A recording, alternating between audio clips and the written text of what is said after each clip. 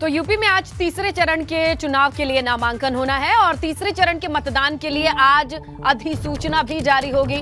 तीसरे चरण में सपा अध्यक्ष अखिलेश यादव भी पर्चा भरेंगे।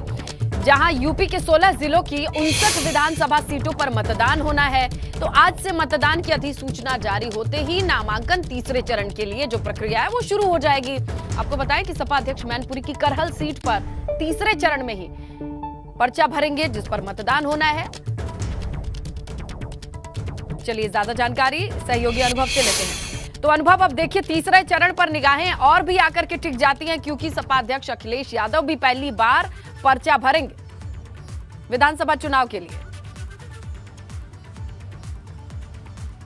देखिए, बिल्कुल चुनाव की तारीखें बेहद करीब आ रही हैं। पहले चरण के लिए नामांकन हुए, दूसरे चरण के लिए नामांकन हुए और आज से तीसरे चरण के लिए अधिसूचना जारी हो रही है।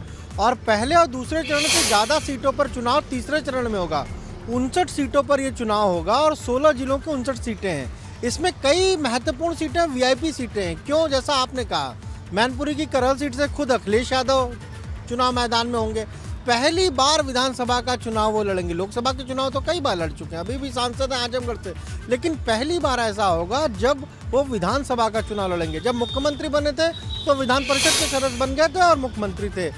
उसके अलावा आप देखिए जसवंत नगर, जहाँ पर शिवपाल यादव जो है वो भी चुनाव मैदान में है और वो चुनाव लड़ेंगे। उन्होंने तो साफ तौर पर ट्वीट करके बता दिया है कि 28 तारीख को वो नामांकन करेंगे। इसी तरह सरकार के कई मंत्री जो हैं वो भी, उनका भी अगर हम कहें चुनाव तो इसी फेज़ में है। जैसे आप देखिए सतीश महाना कैबिनेट मंत्री हैं, तो वो भी तीसरे ही फेज़ में चुनाव होना है। इसके अलावा भोगांव से रामनिवास अग्निहोत्री आबकारी मंत्री हैं, तो वो भी तीसरे फेज़ में चुनाव होना है। तो कई सारे मिनिस्टर्स हैं, कई वीआईपी सीटें हैं और हर एक पार्टी की ये तैयारी है कि उसे उस सीट पर जीत हासिल हो। अब आज से ये नामांकन शुरू हुआ है। 1 तारीख तक नामांकन की तारीख है। उसके बाद फिर नामांकन पत्रों की 2 तारीख को जांच होगी। 4 तारीख तक आप नामांकन वापस ले सकते हैं। साथ ही साथ जो 20 तारीख को यानी 20 फरवरी को तीसरे चरण में वोटिंग होगी।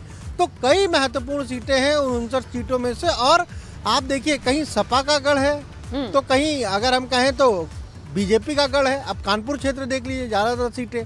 फिर इसी तरीके से आप देखिए, जब मैनपुरी में चुनाव हो रहा है, इटावा में चुनाव हो रहा है, जसवंत नगर में चुनाव हो रहा है, तो वो सपा का गढ़ माना जाता है। तो हर एक पार्टी की तैयारी यही है कि इस बार के चुनाव में वो ज़्यादा से ज़्यादा सीटें हासिल करें। क्यों? क्योंकि समाजवादी पार्टी के अपने दावे हैं, बीजेपी के अपने दावे हैं, पर दावे किसी के भी कुछ भी हों, जनता को तय करना है।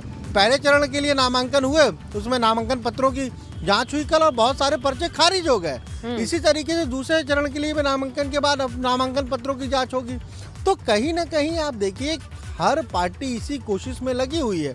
और जैसा हमने कहा कि ब्रज कानपुर क्षेत्र में हो रहा है, फिर बुंदेलखंड का भी इलाका है। क्यों? क्योंकि महोबा में है, चरखारी में है, इन सब जगहों में भी तीसरे चरण में वोटिंग होनी है। तो आप इस बार जिस तरीके से अगर हम कहें कि इलेक्शन कमीशन ने जो तैयारी की है या जिस तरीके से चुनाव की तारीखें घोषित हुई हैं, बिल्कुल, तो आप देखिए तीसरे चरण में कहीं ब्रज क्षेत्र में हो रहा है, इसके अलावा बुंदेलखंड में भी हो रहा है, कानपुर क्षेत्र में भी हो रहा है। तो हर एक क्षेत्र में इलेक्शन हो रहे हैं और 59 सीटें, मैंने पहले भी कहा कि पहले और दूसरे चरण से ज्यादा जो सीटें हैं वो तीसरे चरण में। अब अधिसूचना जारी होने के बाद नामांकन की तस्वीरें भी आनी शुरू हो जाएंगी। अनुभव, जो हम लगातार अपने दर्शकों तक पहुंचाएंगे।